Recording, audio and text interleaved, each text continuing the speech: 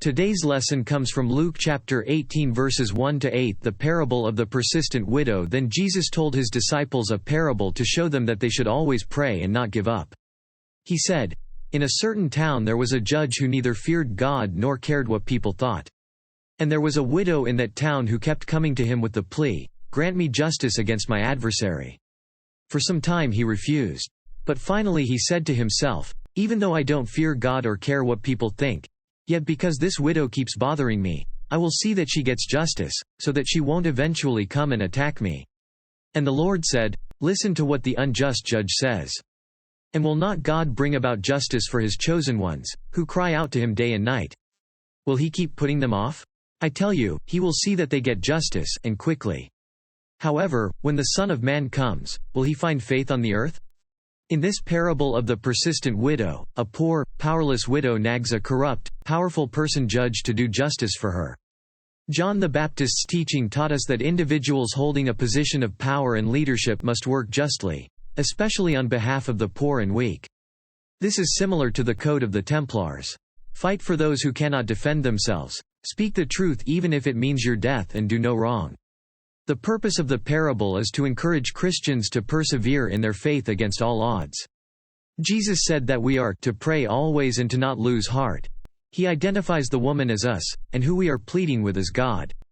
Persistence in prayer will pay off as God hears your prayers. Like Daniel in the lion's den, Joseph with his brothers, David versus Goliath, and Shadrach, Meshach, and Abednego. Their faith and prayer were answered. At the Sermon of the Mount Jesus said, "Blessed are the poor in spirit, for theirs is the kingdom of heaven. Blessed are those who mourn, for they will be comforted. Blessed are the meek, for they will inherit the earth. Blessed are those who hunger and thirst for righteousness, for they will be filled. Blessed are the merciful, for they will be shown mercy. Blessed are the pure in heart, for they will see God. Blessed are the peacemakers, for they will be called children of God. Blessed are those who are persecuted because of righteousness, for theirs is the kingdom of heaven. Blessed are you when people insult you, persecute you, and falsely say all kinds of evil against you because of me. Rejoice and be glad, because great is your reward in heaven, for in the same way they persecuted the prophets who were before you." Matthew chapter 17 verse 20 says, "Truly I tell you, if you have faith as small as a mustard seed, you can say to this mountain, 'Move from here to there,' and it will move. Nothing will be impossible for you." John chapter 19 verse 11, Jesus answered him, "You would have no power over me unless it had been given you from above. Therefore the one who handed me over to you is guilty of a greater sin." Romans chapter 13 verse 1, "Let every person be subject to the governing authorities. For there is no authority except from God, and those authorities that exist have been instituted by God."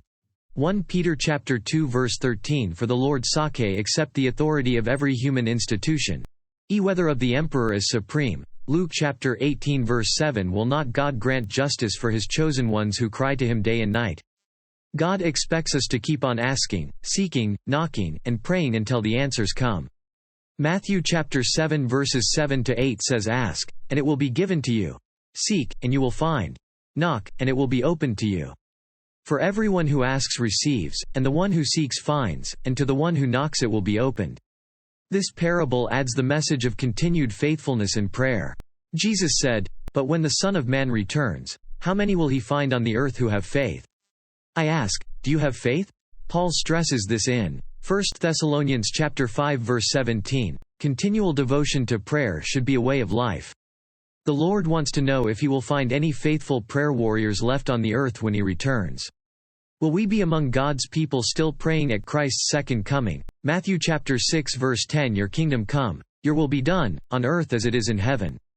Faithful, never-ceasing prayer is the calling of every Christian who is dedicated to living for the kingdom of God. Thank you for being here. I hope to see you next week. God bless.